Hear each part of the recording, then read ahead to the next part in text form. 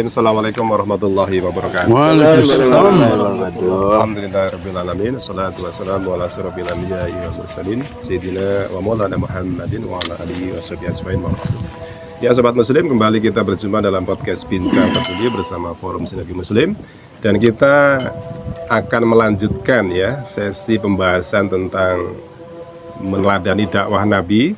Dan untuk sesi ini kita akan membahas dakwah Nabi di fase Madinah ya. Kita tahu bahwa setelah beliau hijrah dari Mekah ke Madinah, perkembangan dakwah di Madinah begitu luar biasa ya. Sambutan dari orang-orang Madinah ya, suku Aus dan Khazraj itu begitu luar biasa. Mereka dua suku besar di Madinah yang dulu sebelum mereka masuk Islam mereka terus bertengkar.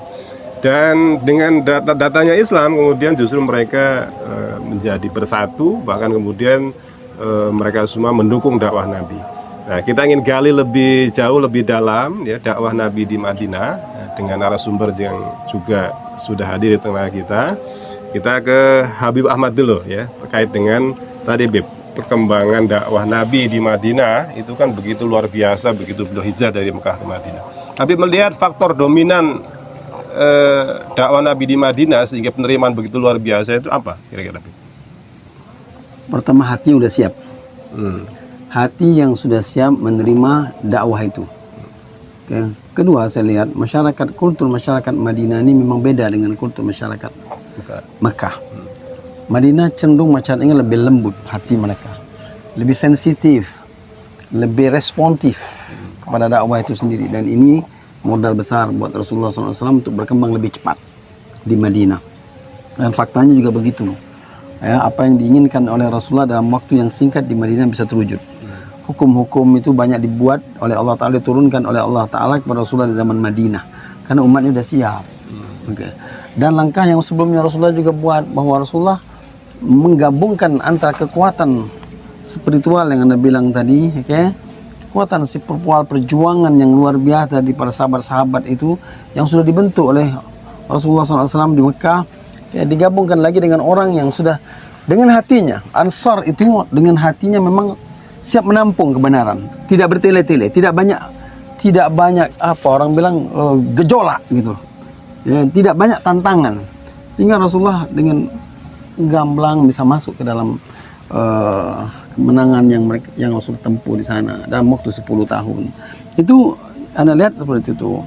Nah, sisi lain bahwa Madinah ini memang janji Allah gitu loh. Habis gelap terbitlah terang gitu loh. Ya kan ya? Dan dakwah itu kan tidak selalu berhadapan dengan resiko kan. Ada saatnya, ada masanya Allah Ta'ala berikan kesempatan untuk umat ini bangkit, untuk umat ini menang, untuk umat ini hidup dengan nyaman. Ada saatnya gitu loh. Tidak selamanya mendung itu kelabu, bahasanya kayak gitu ya. Tapi ada masanya, ada cahaya, ada hujan yang turun, ada resapan-resapan yang enak, tumbuh subur. Dan itu harus diberikan oleh Allah. Allah pasti kasih.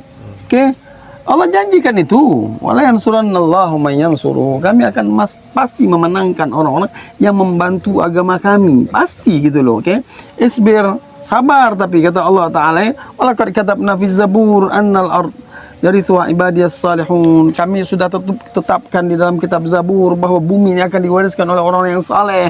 Sudah janji Allah Ta'ala. Tapi kan Allah juga minta kepada umat ini, kamu nggak bisa menang dengan serta-merta, gampang-gampang itu saja. Enggak. Nggak bisa begitu. Harus lawan juga kondisi-kondisi yang sulit itu. Nah, kemenangan aku titipkan di belakang nanti. Madinah adalah uang kayak orang mendapatkan anugerah anugerah. Orang dapat anugerah setelah dia capek berjuang, setelah dia capek berlatih, dia coba bertarung semuanya. Nah, inilah kemenanganmu. Gitu. Ini Madinah. Buah yang dipetik oleh Nabi. Buah yang dipetik Nabi SAW yaitu di Madinah. Di Madinah. Nah, Bib, kalau kaitnya dengan tantangan ya, sepertinya di Madinah relatif kecil ya. Adapun mungkin dari orang-orang kafir seperti Yahudi ya, itu juga Nabi menganggap sebagai tantangan atau hambatan atau sesuatu yang biasa dan bisa diatasi. Madinah medan tantangannya beda. Medan tantangan Madinah bukan kesyirikan, bukan kekufuran, tapi kemunafikan. Nah, itu medan tantangan yang paling berat. Orang yang sudah masuk Islam dan menampilkan diri sebagai seorang muslim, tapi dia bukan Islam sebenarnya. Dan itu hanya adanya di Madinah. Kalau di Mekah terang-terangan kafir, terang-terangan musyrik, terang-terangan penyembah berhala, terang-terangan gitu loh. Dan tidak bisa digugat. Ya, sebenarnya itulah hidup dia. Madinah tidak, mereka terima. Tapi dalam penerimaan itu ada yang menerimanya dengan sepenuh hatinya, ada yang menerimanya tidak sepenuh hati. Tapi itu minoritas. Ya, itu minoritas. Adalah sosok-sosok manusia besar, Abdullah bin Ubay bin Salul misalnya kayak gitu kan ya, yang dikenal sebagai dedengkotnya munafik. Itu tantangan Rasulullah SAW. Tapi cenderung itu tidak membuat Rasulullah lebih tertekan, ya kan? Itu kan pemenahan dari dalam, dan umatnya sendiri sudah ada, sudah siap untuk menghadapi kemunafikan macam ini. Walaupun sebenarnya implikasi kemunafikan juga berat, karena dia merusak dari dalam, ya kan? Nah, umat ini kadang-kadang kewalahan menghadapi kalau kerusakannya itu dari dalam. Seperti hari ini, kita lihat umat ini menganggap ini Islam sudah tenang-tenang saja, padahal sebenarnya Islam sekarang dalam keadaan sulit. Dari mana Islam sekarang dalam keadaan sulit? Siapa yang bikin Islam ini sulit? Siapa yang memerangi Islam hari ini? Siapa? Orang dalam Islam itu sendiri, gitu loh. Orang dalam Islam itu sendiri yang memerangi Islam. Kalau dulu Rasulullah SAW yang memeranginya orang munafik, ada di Madinah itu sendiri. Di Makkah ada orang yang berpura-pura Muslim, ya kafir, ya Muslim, ya kafir. Di Madinah ada yang berpura-pura Muslim. Ini benar. Nah, Rasulullah, kita sebagai Muslim tidak boleh menghukum hati orang, kan? Kita tidak bisa menghukum hati orang. Munafik itu, kemunafikan itu adalah hati. Oke? Walaupun Rasulullah tahu siapa munafik, tapi Rasulullah tidak bisa menghukum mereka. Abdullah bin Ubay jelas munafik, tapi Rasulullah tidak hukum dia untuk dipancung. Karena urusan hati. Makanya orang tanya, kita tidak bisa menghukum orang itu munafik. Iya benar, kita tidak bisa menghukum orang itu munafik. Tetapi kita tahu ciri-cirinya. Dari mana Allah kasih tahu ciri-ciri? Di ayat Al-Quran, ciri-ciri kemunafikan itu. Dan ini menjadi pelajaran buat kita untuk hati-hati. Karena dia juga musuh. Dia juga musuh dalam tubuh umat Islam dari dalam. Gitu. Jadi dominannya orang-orang munafik ya, Bib, ya. Ya. Orang-orang Yahudi, Nasrani kecil ya. Kecil itu sekali. Mereka cuma hanya berkuasa di ekonomi. Ya, artinya makanya dengan gampang Rasulullah bisa usir mereka kok. Betul. Dengan gampang mereka. Tapi mereka kemunafikan ada dalam sampai akhir terus-menerus perjuangan non-stop. Ada dalam Kan orang-orang Yahudi itu kan terusir setelah mereka berkhianat dengan perjanjian sama Rasulullah, dibuang oleh Rasul, tidak boleh masuk lagi ke Madinah. Dan itu real ceritanya dalam surah Al-Hasyr Allah sebutkan, karena mereka menyeleweng. Ya, karena tahu memang mereka menyeleweng. Nampak pelanggarnya sudah di luar batas. Yes, begitu, iya. Baik, Beb. Nah, sekarang Ustaz Irfan, kaitannya dengan dakwah Nabi di Madinah tadi yang begitu pesat luar biasa. Ini kan memang ada satu faktor yang berbeda dengan di Mekah ya. Kalau di Mekah kan memang Nabi belum punya kekuasaan ya. Di Madinah beliau sudah berkuasa penuh ya. Apakah ini jadi faktor utama ya sehingga dakwah Nabi begitu mudah diterima oleh banyak orang? Ya. Dakwah di Mekah dengan Madinah itu pasti beda. Seperti yang disampaikan Habib, tantangannya beda. Kalau di Mekah kafir Muslim jelas, tegas, pembedanya jelas. Tapi kalau di Madinah ada kafir, ada Muslim, ada juga munafik. Nah, munafik ini yang dalam tanda petik dia berbaju Muslim tapi hatinya hati kafir. Nah, kemudian kalau dilihat hasil ya, tadi konteksnya kan ke hasil. Seolah-olah di Mekah itu hanya beberapa sahabat saja yang kemudian bisa masuk dalam agama Islam. Kemudian di Madinah itu kemudian euforia, jadi Muslim itu berbondong-bondong. Nah, kalau kita lihat sebenarnya yang di Mekah beberapa sahabat, ada 40 sahabat, ada 100 sahabat, tapi kualitasnya itu luar biasa. Satu sahabat itu bisa dibandingkan dengan 1000 orang, bahkan lebih, berjuta. Bahkan seluruh penduduk bumi ini kalau dibandingkan dengan keimanan Abu Bakar As-Siddiq itu kan juga nggak bisa mengalahkan. Nah, faktor dominan yang membedakan antara fase Mekah dengan Madinah adalah pada fase Mekah Rasulullah dalam tanda petik belum punya kekuasaan. Makkah itu belum berwujud sebagai daulah Islam, itu belum. Yang ada daulah kafir malah kan, negara kafir yang dipimpin oleh orang-orang Quraisy, kafir Quraisy. Nah, sementara Islam itu hadir dipimpin oleh Kanjeng Nabi untuk mendakwahkan kepada negara atau daulah kafir tadi. Sementara pada fase Madinah, Nabi diberikan kekuasaan oleh penduduk Madinah, oleh pemuka-pemuka Madinah. Nabi didaulat sebagai kepala negara daulah Islam yang didirikan sejak Nabi hijrah ke Madinah. Nah, karena faktor ada kekuasaan daulah itulah yang kemudian Islam itu bisa menyebar kemana-mana. Nah, sehingga ini yang menjadi faktor dominan kita. Kalau kita ambil ibroh hari ini kekuatan daulah Islam belum ada. Sehingga kalau toh kemudian yang menerima dakwah mabda'i, dakwah Islam mabda'i, dakwah Islam ideologis, dakwah Islam kafah itu belum banyak, ya kita harus seperti yang tadi disampaikan pada fase Mekah. Kita harus tetap sabar, kita harus tetap istiqomah, kita harus tetap semangat kan gitu loh. Satu saat nanti Islam ini akan diemban oleh sebuah daulah Islam. Pada saat itulah kemudian Islam itu juga akan menyebar ke seluruh penjuru bumi. Baik. Saat Imam, ini kan kekuasaan Nabi di Madinah tadi, ya beliau sendiri yang memimpin ya. Kemudian beliau wafat diganti oleh Abu Bakar, kemudian Umar dan seterusnya ya.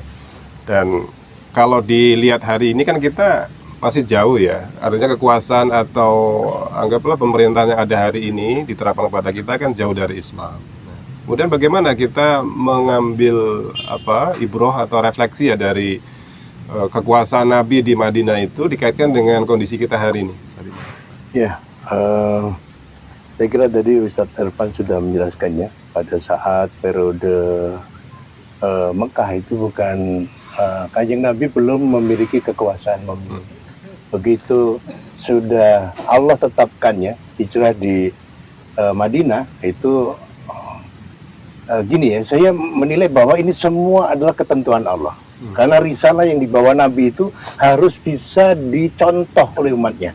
Nah, jadi Allah yang menetapkan, berkehendak bahwa di Madinah itu bagaimana caranya Islam diterapkan secara kafah. Itu langsung Allah sendiri yang memandu. Karena jangan sampai apa yang dibawa Nabi ini, risalah yang dibawa Nabi itu dalam bentuk pemerintahan tadi, itu tidak bisa dioperasionalkan pada saat umatnya tidak ada. Jadi udah dijamin bahwa risalah yang diturunkan kepada Kanjeng Nabi Muhammad itu pasti bisa diterapkan kembali. Jadi ini harus menjadi keyakinan kita. Jadi pada saat Kanjeng Nabi wafat itu kan sistem pemerintahnya kan masih on semua. Kalau misalkan gubernur maupun amil di pemimpin-pemimpin yang ada di daerah-daerah itu kan tetap dalam posisi menjabat jabatan itu, tidak di off-kan atau apa.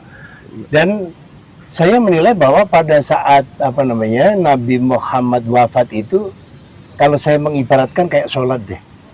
Sholat semua orang udah tahu sholat Isya misalnya. Sholat Isya itu 4 rakaat. Mulai dari takbiratul ihram sampai terakhir itu sudah semua orang tahu. Nah ini cuma imamnya aja batal. Nah ini kan tinggal dilanjutkan. Jadi saya menilai bahwa pada saat Nabi Muhammad wafat itu, yang semua sistemnya itu tetap bertahan, yang belum ada itu pemimpinnya. Nah oleh karena itulah langsung dipilihlah Abu Bakar As-Siddiq untuk menggantikan Kanjeng Nabi Muhammad tanpa merubah tatanan yang telah ditetapkan. Karena tatanan yang telah ditetapkan, politik dalam negerinya, politik luar negerinya, sistem perangnya, sistem pendidikannya, sistem sosial dan segala macamnya itu sudah dalam posisi yang sudah baku, sudah diterapkan di situ. Nah, jadi sistem itulah yang membawa rahmatan lil alamin. Jadi pada saat tatanan kehidupan itu diterapkan, maka semua aturan dan hukum itu bisa dilaksanakan secara utuh dan itu bisa dinikmati baik mukmin baik muslim maupun non muslim. Dan itu merasakan betapa nikmatnya. Nah, seharusnya ini yang harus dikaji oleh kaum muslimin ya, seperti apa tatanan kehidupan yang betul-betul membawa rahmat bagi seluruh alam. Jadi kalau dalam hadis kan umat Islam itu berada dalam 5 fase.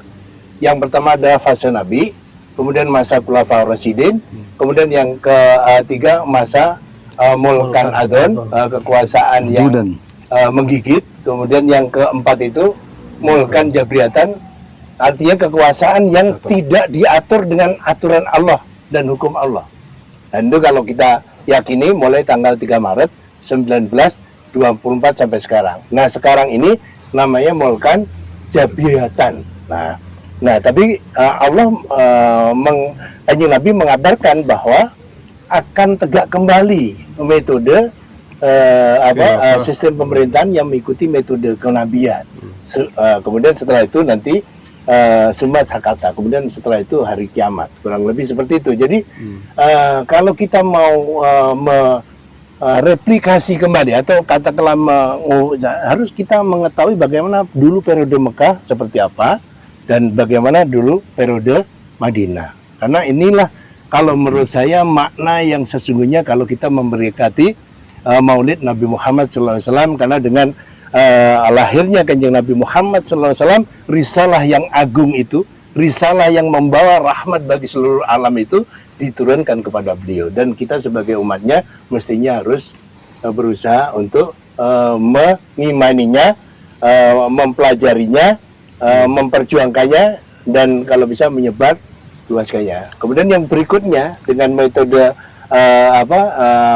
periode Madinah itu menyebarkan Islamnya lewat negara.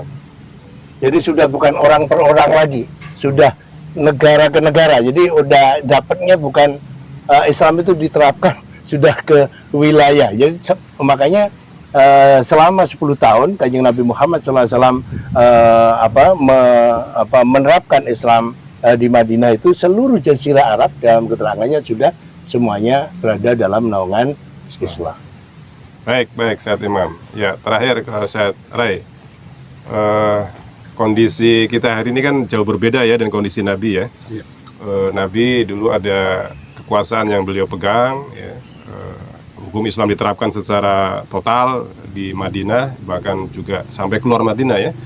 Bahkan di zaman Khalifah Abu Bakar, Umar, kekuasaan Islam begitu meluas ya. Bahkan kemudian sampai 2/3 belahan bumi ya. Begitu luar biasa. Sementara kita hari ini kan tersekat-sekat nih dengan sekian banyak nation state ya, negara bangsa yang masing-masing mengklaim negaranya atau bangsanya lah yang paling baik atau paling benar, atau masing-masing kurang peduli atau tidak peduli bahkan dengan kondisi saudaranya di negara lain, di bangsa yang lain. Nah, dan kondisi seperti itu, apa yang harus kita lakukan, Satray? Ya, berkaca kepada dakwah Nabi tadi dari Mekah sampai ke Madinah, kemudian kondisi kita hari ini yang begini ini terpecah belah, tersekat-sekat itu. Nah, dakwah seperti apa yang harus kita lakukan? Saya coba menjawab ya. Melihat kondisi seperti tadi, sebenarnya sederhana jawabannya, walaupun ntar pada saat urutannya memang tidak mudah. Jadi maksud saya begini. Kondisi ini, hari ini, kerusakannya sempurna, kezolimannya sempurna. Saudara-saudara kita ada dalam negara bangsa itu memang sudah terjadi di zaman dulu. Berarti kan tinggal kita mengembalikannya seperti apa, bagaimana Nabi mengembalikan posisi kezoliman, kerusakan menjadi rahmat, berkah, dan lain-lain. Seperti itu, Ustaz. Jadi artinya, kalau kita merujuk kepada Nabi, langsung merefernya ke sana, ini relate, gitu, ada hubungan. Jadi jangan mengatakan ini sudah sulit. Kalau kita mengadakan sudah sulit, nggak ada satu beban yang Allah berikan kepada kita, itu yang tidak mungkin. Kalau sulit ya, kalau memang itu bisa dilakukan, itu bisa. Makanya perintah itu dalam Al-Quran berlaku sampai hari kiamat. Artinya bahwa kita butuh dipersatukan. Kalau ada perintah untuk mempersatukan, berarti harus ada yang mempersatukan. Watasimu bihablillahi jami'ah. Kan perintahnya kan untuk bersatu. Siapa yang mempersatukannya? Tadi disampaikan teman-teman di atas bahwa yang persatukan itu kalau hakiki adalah khalifah dalam sistem Islam yang namanya khilafah. Jadi artinya kalau itu kita pegang teguh, jadi semua Qaidiyah Masyriah, persoalan utama umat itu diarahkan untuk persatuan umat, tidak seperti hari ini berserakan dalam 50 lebih negara bangsa, itu sebenarnya menjadikan Allah itu murka.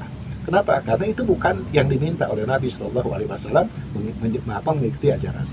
Jadi sekali lagi, bila sesuatu, saya sering sampaikan di banyak kesempatan, perkataan Imam Malik itu, Jadi kalau kita ingin mulia, ikuti bagaimana kemuliaan itu dilakukan sebelumnya. Rasulullah SAW melakukan menjalankan Islam itu tadi. Bagaimana tadi periode Mekah yang memang 40 orang sulit mengambil dakwah. Kemudian di surat Bani Israil ayat 80 itu di ujung ayat dikatakan Sultana Nasiro.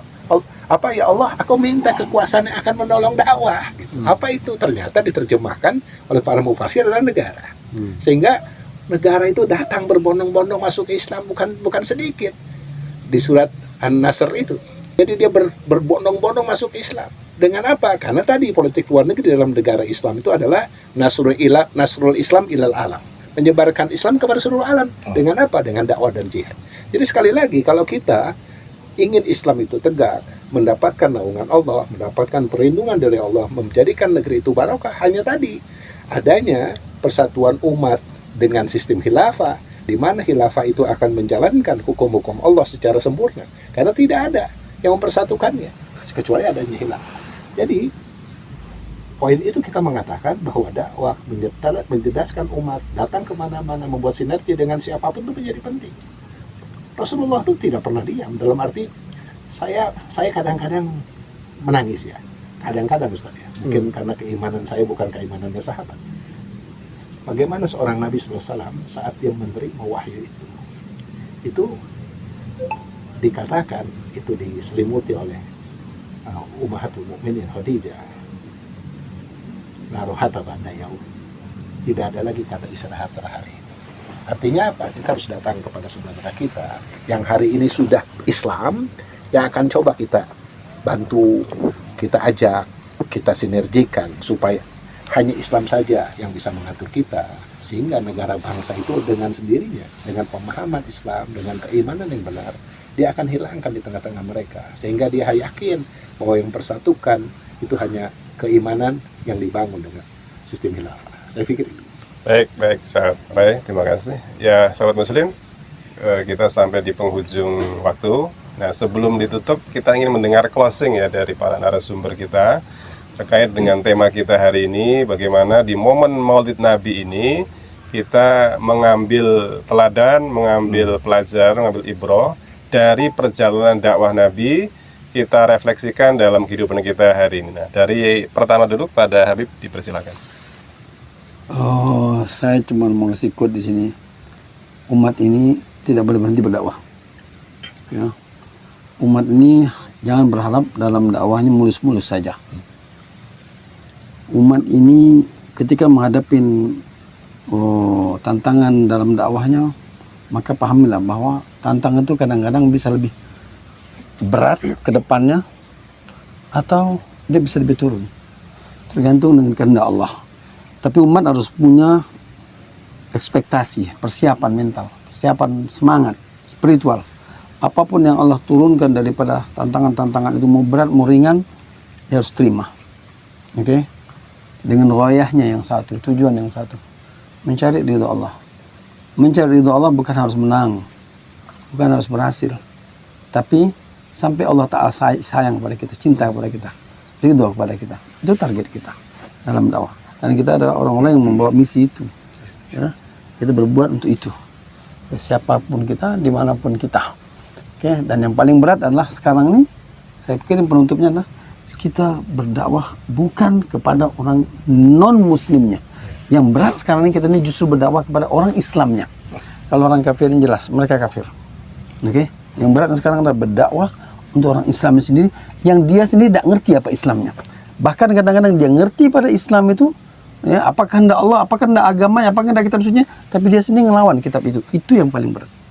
Ya, saya pikir itu pesan-pesan anak dalam pertemuan kali ini. Ini momentum Maulid, wahai kaum muslimin, Rasulullah sebagai contoh tauladan kita. Rasulullah tidak hanya mengamalkan Islam, tetapi Rasulullah juga mendakwahkan, memperjuangkan Islam. Maka refleksi bagi kita yang kita bilang adalah kita cinta Nabi, kita tidak cukup hanya mengamalkan Islam, tapi kita harus tetap terus berjuang mendakwahkan Islam sampai Islam itu tetap terus semangat berdakwah. Ya, insya Allah. Ustaz Imam, silakan Ustaz. Baik, dengan memperingati Maulid Nabi sekarang tahun 1446 Hijriah. Saya berharap bahwa kaum muslimin itu sampai kepada hakikat yang utama dalam peringatan Maulid itu adalah datangnya risalah yang agung. Risalah yang membawa rahmat bagi seluruh alam, dan itu hanya dibawa oleh Kanjeng Nabi Muhammad SAW, dan kita mestinya harus bangga kita berada dalam zaman itu. Kita menjadi umat Kanjeng Nabi Muhammad yang benar-benar merindukan risalah agung itu akan diterapkan kembali, insya Allah. Insya Allah, insya Allah. Ustaz Ray, silakan. Baik, mungkin saya ingin quote aja sedikit ya. Jadi janganlah kita beriman atau senang dengan datangnya Rasulullah sebagai apa? Sebagai cahaya buat kita. Janganlah kita beriman seperti atau sayangnya seorang Abu Lahab, lahirnya Nabi, kemudian aturannya tidak. Sedih saya melihatnya hari ini. Kalau kita senang, cinta, Maulid itu kan senang, cinta. Sesungguhnya cinta itu harus ditakar dengan ketaatan kita, dengan apa yang dia bawa. Bukan sekedar kita cinta, tapi aturannya tidak mau. Hari ini kita hidup dalam satu sistem yang memang bukan yang dicintai. Harusnya kita hidup dalam sesuatu yang cintai. Dengan apa? Dengan diterapkan Islam secara kafah, baru dikatakan bahwa orang-orang itu menjadi orang-orang yang muflihun, orang-orang yang benar. Allah.